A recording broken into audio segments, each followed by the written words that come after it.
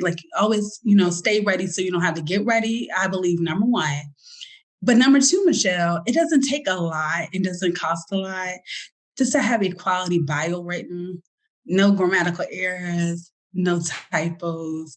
And I've gotten countless bios that have like typos in them.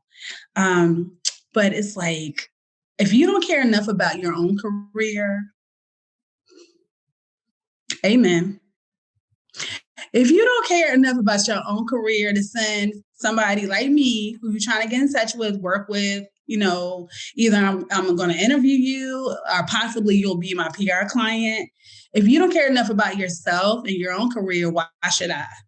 And those right in the trash on my email, I'm not even going to look at it. It doesn't make sense. The other thing that bothers me too is when people send a pitch.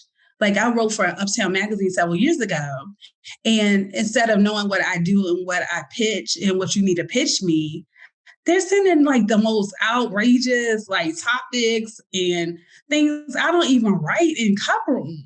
Like you need to do your research, people. Like do your research.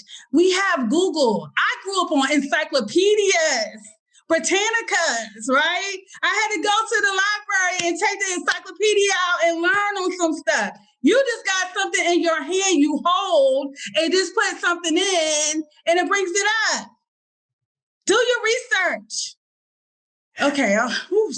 Well, folks ain't ready. They're not ready.